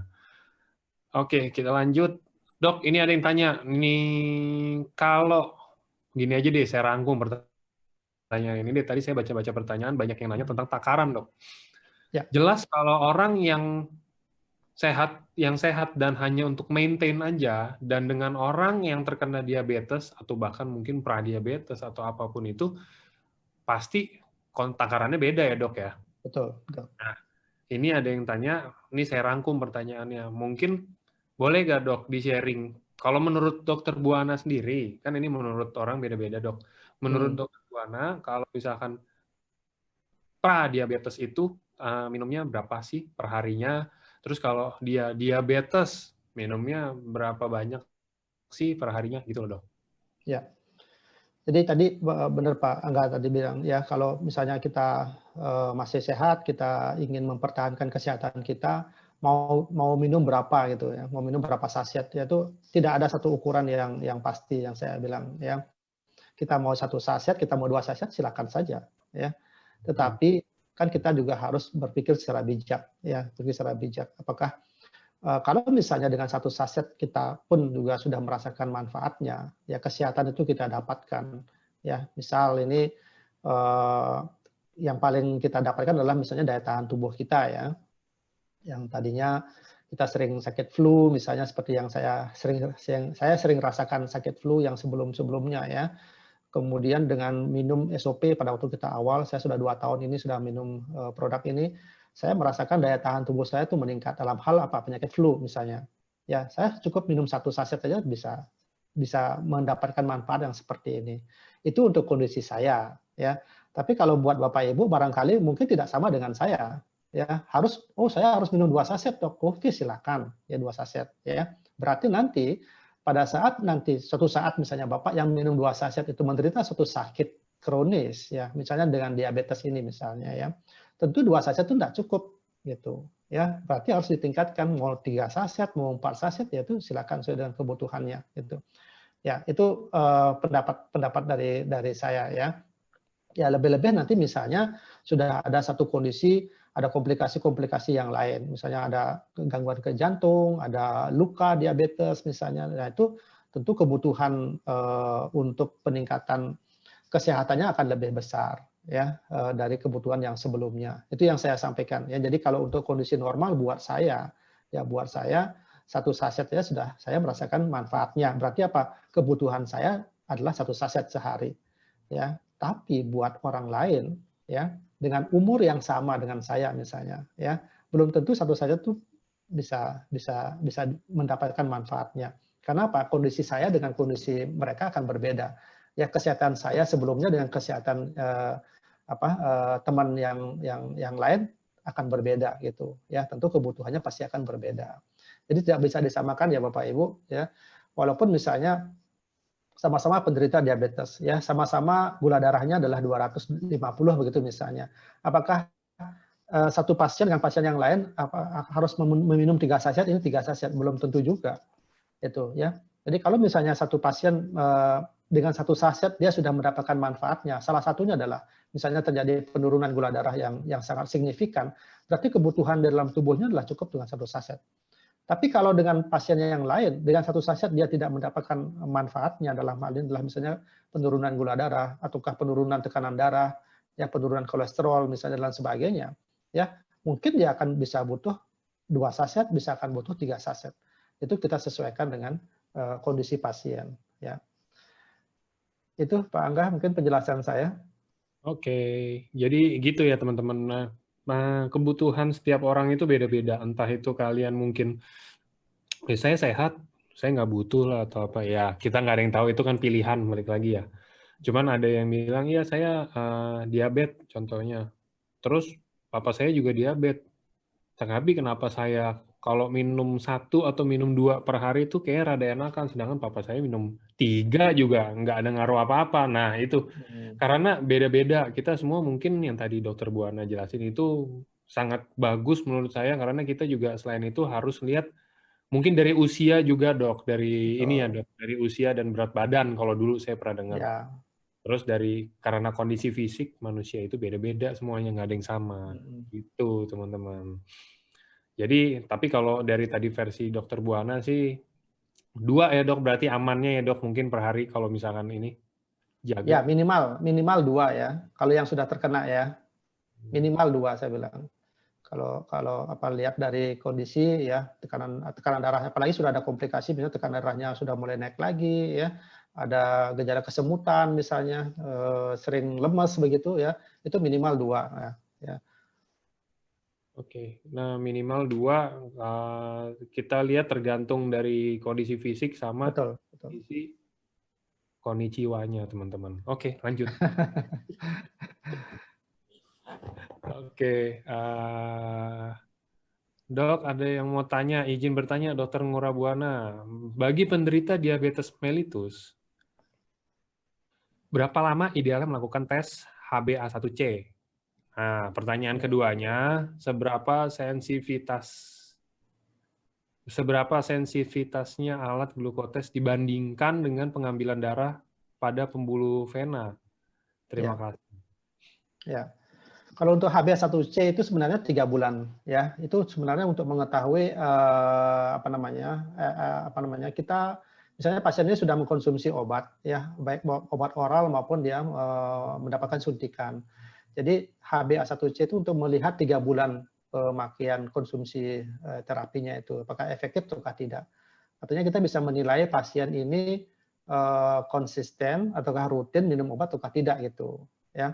Jadi itu kegunaannya HbA1c. Jadi minimal kita mau 3 bulan sekali, kita mau ngecek, dok terlalu cepat 3 bulan sekali, oke, nggak apa-apa, 6 bulan sekali gitu. Tapi minimal 6 bulan sekali kita harus melakukan pengecekan. Tapi yang paling bagus adalah 3 bulan sekali ya.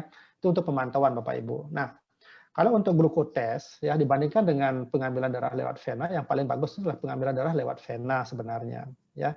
Cuma kan sekarang kita sesuaikan dengan kondisi masyarakat kita.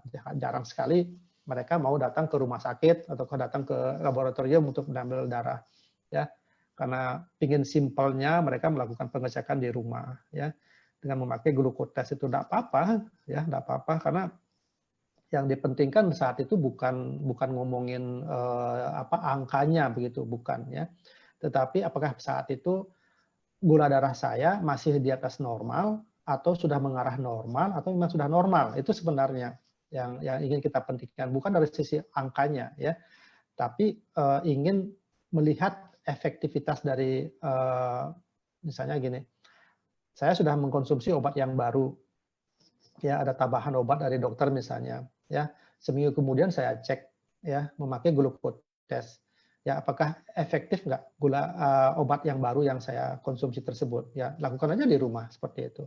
Nah kalau kita lakukan di rumah dan memang nanti ini hasilnya misalnya sudah ada penurunan ataukah bahkan misalnya terlalu drop sekali, kita kan bisa langsung komunikasi dengan dokter. Jadi itu sebenarnya kegunaannya ya, kenapa glukotes itu masih direkomendasikan untuk dilakukan pemeriksaan di rumah. Itu untuk memudahkan saja sebenarnya. Dan sekali lagi untuk screening ya, jadi ada satu kondisi komplikasi akut yang tadi saya bilang, apakah itu hipoglikemi ataukah hiperglikemi.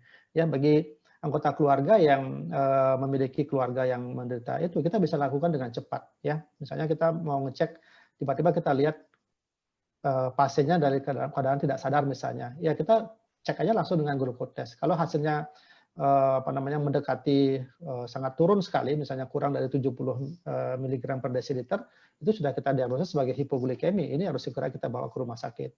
Ya, terapi saat awalnya apa ya, kita kalau misalnya masih agak sadar kita bisa berikan minuman yang manis misalnya.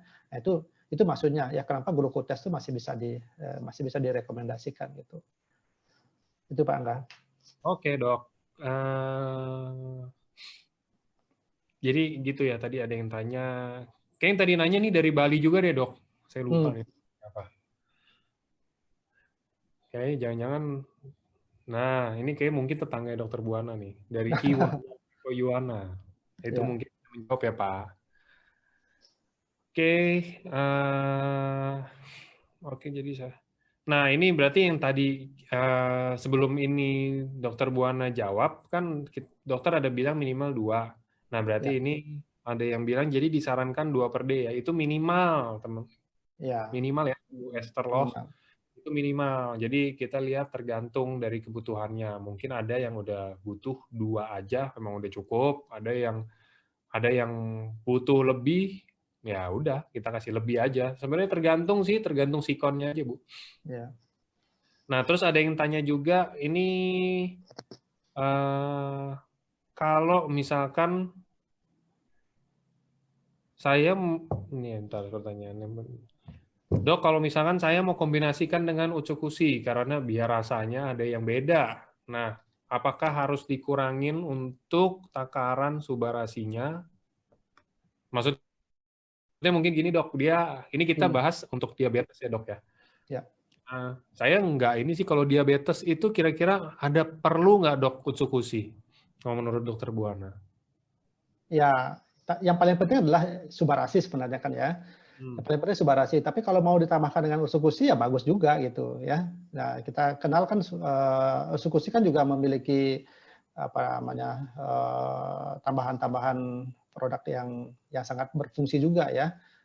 Seperti tadi saya bilang patogenesisnya, salah satu patogenesisnya dari diabetes itu adalah gangguan pada usus kan ya, atau gangguan pada lambung yang apa namanya itu pun kalau terjadi gangguan pada usus atau gangguan pada lambung, itu juga akan mengganggu penyerapan glukosa kan.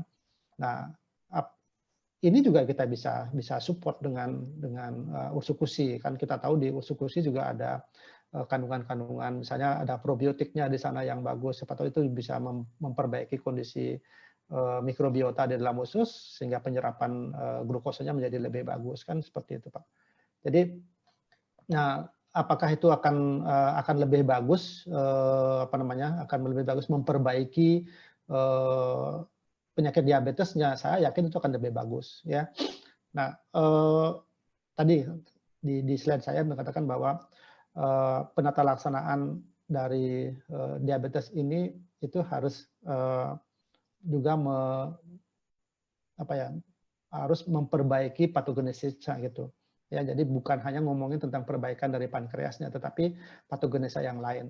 Jadi ada gangguan di usus, ada gangguan di ginjal, ada gangguan di otak, ya, ada gangguan di otot, ada gangguan di liver. Itu juga kita harus perbaiki semuanya. Ya. Nah, perbaikannya itu kalau memang kita meyakini bahwa usukusi juga akan membantu, dan saya yakin itu akan membantu, ya, tidak ada salahnya kita berikan. Tapi jangan dipaksakan.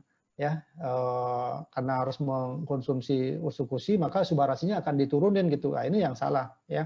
Kalau misalnya kita mau misalnya ada keterbatasan masalah dana misalnya ya, keterbatasan masalah dana. Ini mana yang harus saya pentingkan?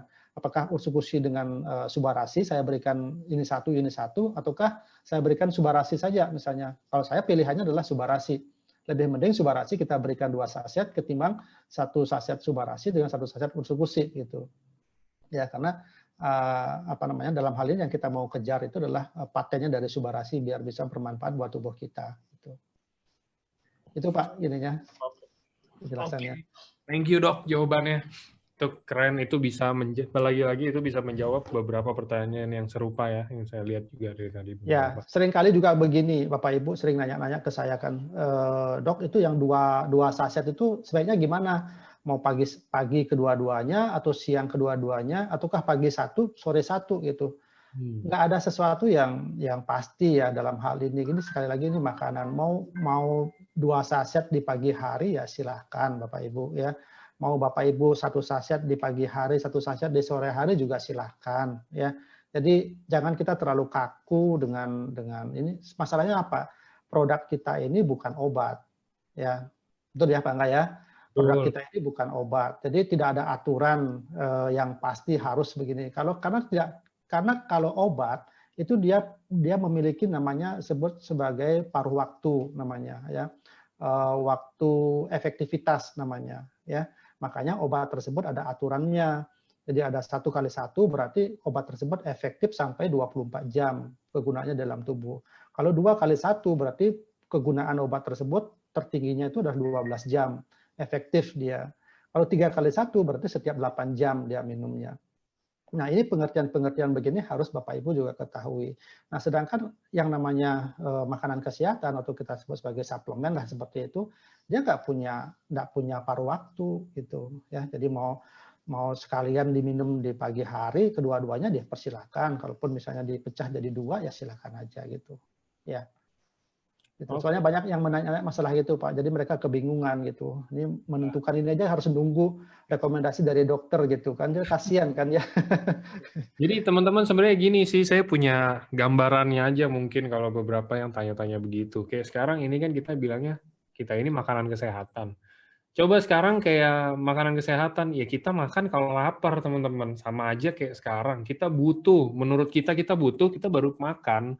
Dan makannya itu ya sesuai dengan kebutuhan kita. Kayak saya kalau kita bawa brand lah ya, saya misalkan makan Indomie, saya kenyangnya kalau makan 2 bungkus, sedangkan dokter Buana kenyangnya makan 1 bungkus. Ya udah, beda-beda emang beda-beda kan ya Ya, dok ya, maksudnya. ya, Emang kebutuhannya beda-beda, namanya perutnya juga mungkin gedenya beda atau apa, kita ngomong dalam konteks kalau Indomie ya maksudnya. ya, Nah tapi ini kita bawa ke produk kita, ya balik lagi itu juga beda-beda, kebutuhannya beda-beda, mungkin metabolismenya beda-beda juga, apa mungkin karena umurnya beda juga, gitu kan. Banyak perbedaan-perbedaan yang harus dihitung juga teman-teman. Jadi nggak bisa disamain kayak, saya tetangga saya minum Subarasi 3 saset loh, udah bisa kayak begini, katanya enak kan badannya, enteng, apa. Saya padahal minum 4 sehari, tapi saya nggak ada rasa apa-apa, apa jangan-jangan yang saya beli palsu. Ya mungkin kalau belinya undercutting palsu. Nah, tapi kalau misalkan belinya yang dari kantor, ya itu bukannya palsu sih, itu lebih ke arah kayak mungkin badan Anda ini beda teman-teman dibandingin badan tetangga Anda. Entah itu apa, mungkin Anda amit-amitnya, mungkin kondisi kesehatannya juga beda, mungkin Anda slightly lebih buruk dibandingin mereka atau apa yang harus membutuhkan ya. lebih banyak atau apa, kita nggak tahu. Karena kan rata-rata kalau member di sini kan nggak ada yang ngecek dokter nih, jadi langsung aja nih tanya, ya dok saya kayak begini Mhm. gini gini gini, kira-kira minumnya apa? Kalau nggak tanya ke dokter Buana, dokter Luigi, dokter siapa ya kan? Ya kan kalau sebenarnya bagusnya Ya, harusnya cek dokter dulu ya dok ya. betul. Maksudnya cek dokter yang bersangkutan emang udah diperiksa apa segala macam. Nanti lu keluar, oke lah kita mau tanya, mungkin nanti tanya ke dokter Buana via WhatsApp. Saya udah cek dokter loh, kondisinya seperti ini. Nanti dokter Buana bisa bantu ya kan dari sisi EFC-nya. Gitu Ya. teman-teman. Jadi itu mungkin gambaran buat yang kurang mengerti, itu bahasa awamnya lah ya kita bilang, Mhm. karena sama-sama makanan kan teman-teman. Tambahan Oke. lagi sedikit mungkin Pak Angga, banyak sekali juga yang nanya-nanya bilang gini, "Dok, kalau saya sedang konsumsi obat dokter, apa obat dokter saya hentikan, Subarasi saya naikin?" Gitu. Saya tidak merekomendasikan yang seperti itu ya. Jadi, kalau saat ini misalnya sedang mengkonsumsi obat dokter, kemudian juga mengkonsumsi produknya AFC, yaitu harusnya bergandengan. Ya, bergandengan maksudnya, obat dokternya tetap dilanjutin, SOP Subarasinya ataukah eksekusinya, tetap menjadi pendamping gitu ya. Nah, mengenai nanti, "Dok, cara minumnya seperti apa? Apakah nanti saya takutnya akan mengganggu obat dokter atau mengganggu Subarasi dan lain sebagainya." Ya, kalau ada kekhawatiran yang seperti itu ya berikan saja jarak waktu ya. Jadi jangan bersamaan misalnya minumnya, berikan jarak waktu misalnya minimal 1 jam ya. Kalau saya sih menyarankannya minimal 1 jam, yang diminum pertama itu Subarasinya saya minum, nanti 1 jamnya baru obat dari dokter. Nah, kenapa Subarasi yang harus diminum? Karena ya terus terang saja Subarasi ini kan mahal, kan ya, karena mahal. Jadi kalau mahal, kalau misalnya ada obat yang mempengaruhi Subarasi misalnya, kan kasihan Subarasinya nggak efektif jadi kerjanya Sayang. kan. Nah, jadi kita minum Subarasi dulu gitu. Nah, ada juga yang nanya gini, dok minumnya ini sebelum makan atau sesudah makan gitu. Wah, kalau saya mengatakan jangan kita ribetin dengan hal yang begitu deh, itu ya. Mau sebelum makan silakan, mau sesudah makan juga silakan gitu. Sebab tidak jarang ya ada pasien yang mengeluh gini, dok, soalnya upline saya nyuruhnya itu harus sebelum makan gitu. Jadi saya maksa sebelum makan, padahal saya tuh punya sakit mah gitu. Aduh, ini tadinya perut saya jadi kembung, jadi begini. Nah, itulah jadi memberikan pemahaman yang kurang tepat ya buat para member, yang jangan dipaksakan harus sebelum makan. Ini dokter Buana bilang sebelum makan, waduh, nama saya tuh dibilang-bilang terus gitu. Jadi ya kita harus menyesuaikan dengan pasien kita, kondisinya itu kebutuhannya apa sih? Ya tentu kita harus melihat pasien itu secara utuh gitu. Kalau memang dia mengatakan bahwa saya punya sakit mah, ya jangan dipaksakan sebelum makan dong, itu ya. Dalam pemikirannya aja udah sakit mah, ngeliatin apa namanya cairannya udah warna kuning begitu kan, waduh ini pasti berisi asam lah, berisi vitamin C lah begitu. Kalau saya minum ini nanti pasti mah saya kumat lagi, kambuh lagi gitu ya. Jadi ya kita harus pintar-pintar ya memberikan edukasi kepada member kita atau kepada downline kita atau pasien kita begitu ya, sesuaikan dengan kebutuhannya. Jangan main paksa-paksa. Kami pun tidak pernah memberikan apa namanya edukasi yang seperti itu dalam presentasi kesehatan ini gitu. Ya. Oke. Dokter nggak edukasi nih. Betul, Bu Esther. Ya benar, itu tergantung rumah sakit dan tergantung tipe dokter. Kan nggak semua dokter kayak dokter di EFC, Bu. Ya. Kalau dokter di EFC kan semuanya baik, mau kalau ditanya apa segala macam, maksudnya kalau yang mereka ngerti, mereka pasti akan bantuin jawab. Kalau yang di yang lain kan beda. Jadi itu ya teman-teman, itu juga salah satu yang saya mau bahas juga. Banyak pasti yang nanya, entah itu mungkin, dok, dokter ini tim di bawah lidah apa tim diaduk? Wih, dokter ini tim sebelum makan apa tim sesudah makan? Oh, banyak di sini di EFC ini semuanya garis keras pokoknya. Jadi itu sebenarnya semua tergantung ya teman-teman. Itu ya tergantung nyamannya aja sih gimana, betul ya dok ya? Ya, betul. Mungkin ada yang bilang emang kalau di bawah lidah itu mungkin akan lebih baik. Cuman kalau sekarang saya bilang, misalkan kita bilang nih, kita keluarin regulasi dari kantor, iya, semua yang makan Subarasi, semua yang minum Utsukushi apa harus di bawah lidah.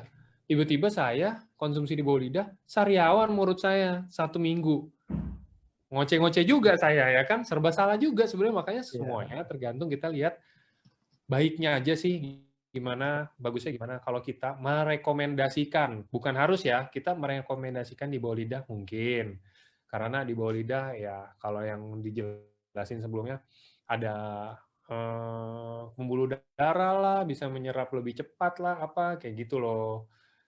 Jadi sebenarnya semuanya sih balik lagi yang tadi dokter Buana bilang deh udah bagus banget, itu kita lihat tergantung kebutuhan kita lah.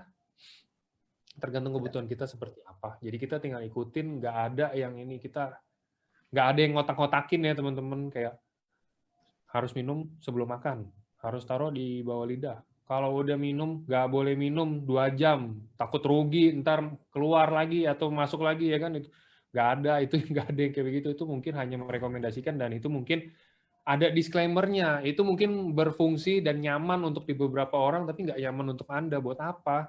Kayak begitu loh. Ya, betul, betul. Sama kayak saya yang mungkin ya, saya sedikit mungkin bertestimoni lagi ya, misalnya kan ya masalah pertumbuhan rambut saya kan ya, ini kan ada uji klinisnya tentang pertumbuhan rambut ya Pak Angga ya kemarin itu. Nah saya testimoni diri bahwa soalnya ada yang bilang bahwa oh di video itu bukan dokter Buana tuh apa namanya yang muncul itu karena apa mukanya nggak ditampilin kayak gitu, hanya rambutnya kepalanya saja ditampilin ya. Jadi kalau Bapak Ibu ada yang melihat video saya membandingkan dengan apa namanya sebelum saya minum dan sesudah saya minum itu memang saya ya, memang saya yang membuatkan videonya itu. Jadi memang benar. Nah, kadang-kadang ngomong begini, dok, itu kan dokter, saya sudah minum sekian bulan, kenapa nggak tumbuh rambut seperti sama dengan dokter gitu. Nah ini yang tadi Pak Angga bilang, itu disclaimer memang di situ ya. Jadi kalau untuk saya tuh minumnya hanya 1 saset sehari loh ya. 1 saset sehari buat saya itu sudah memberikan manfaat untuk pertumbuhan rambut saya ya, terutama di bagian yang melihatnya di depan ya. Kalau di depan memang sudah nggak ada folikel rambutnya gitu ya. Kalau di bagian belakang saya tuh sudah memang jadi bukti buat saya gitu ya. Nah, buat saya 1 saset itu sudah memberikan manfaat buat saya. Ya, tapi kalau buat orang lain yang kok jadinya rambut saya nggak tumbuh seperti punyanya Dr. Buana begitu. Nah, itu yang harus hati-hati ya. Karena ini sebagai saya bilang itu disclaimer, itu buat saya ternyata tubuh saya memberikan manfaat yang tidak saya pikirkan sebenarnya ya. Oh, ternyata SOP 100 yang kemarin saya konsumsi itu memberikan manfaat terhadap pertumbuhan rambut saya gitu. Nah itu buat saya dengan 1 saset, mungkin juga buat teman-teman yang lain dengan 2 saset baru mendapatkan manfaat pertumbuhan rambut yang mungkin sama dengan saya ya. Itu yang juga saya harus sampaikan karena tidak sama seperti tadi Pak Angga, tidak sama kebutuhan orang satu dengan orang yang lain walaupun memiliki sama-sama penyakit ya, sama penyakitnya. Diabetes misalnya, kebutuhan dalam tubuhnya pasti akan berbeda.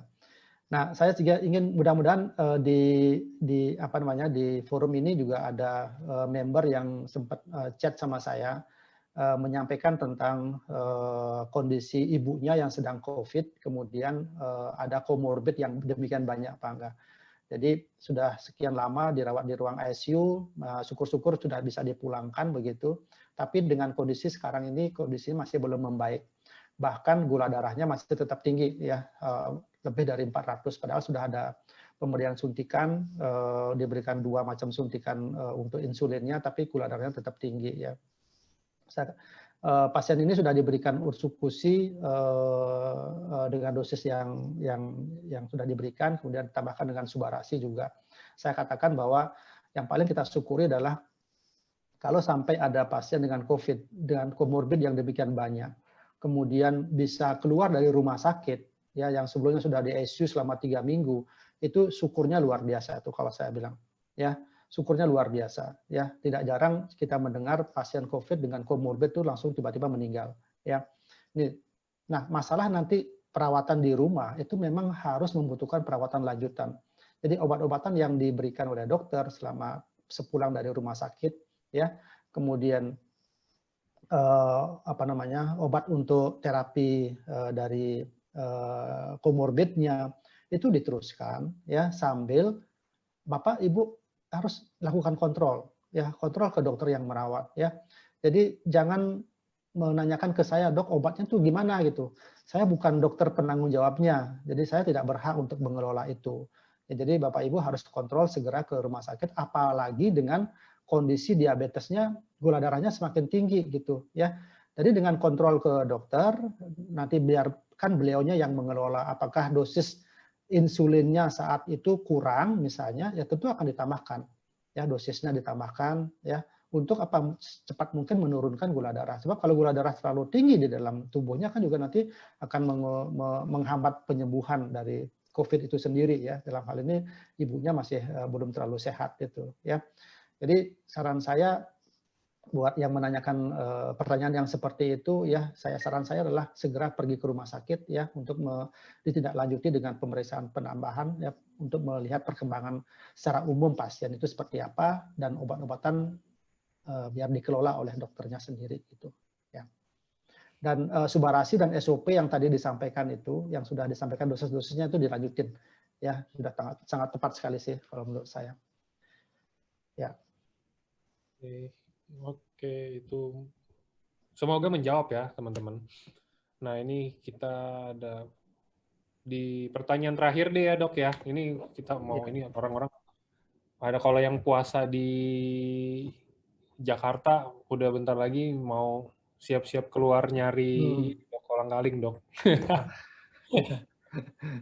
Oke, Dok, ada yang tanya ini umum lah. Dok, kalau misalkan pasien cuci darah, emang udah direkomendasi cuci darah sama dokter, tapi kita masih mau tetap konsumsi entah itu subarasi, SOP, atau cukusi, Bagusnya itu, kalau yang ini harus tanya emang, karena sebelum atau sesudah HD. Sebelum atau sesudah cuci darah, dan kalau sebelum jedanya berapa lama, dan kalau sesudah harus dijedain atau enggak, gitu loh dok. Ya.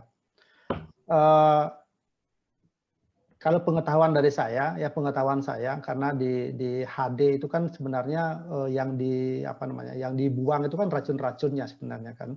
Jadi darahnya dialirkan ke mesin, di mesin itu ada satu penyaringan kan seperti itu, yang dikeluarkan adalah racun-racunnya. Nah, produk kita ini kan tidak racun, ya. Tentu kekhawatiran kita terhadap pembuangan seperti itu tidak ada beralasan gitu, Pak. Ya.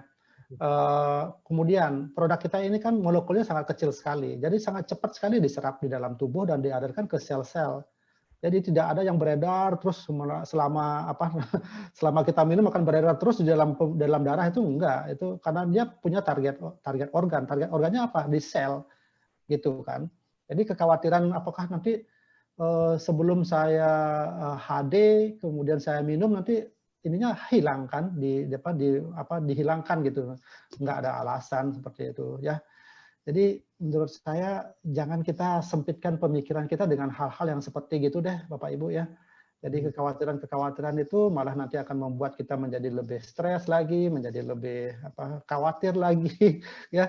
Penyakit yang sudah kita derita gagal ginjal, nanti tambah lebih berat lagi gagal ginjalnya. Yang takutnya lagi adalah, oh saya sudah minum SOP nih, gara-gara SOP nanti SOP juga disalahin nanti kan gitu ya.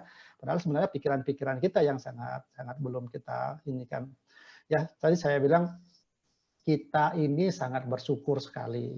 Ya, kita ini sangat bersyukur sekali sudah diperkenalkan dengan produk makanan kesehatan yang begitu bagus sekali, saya bilang ya.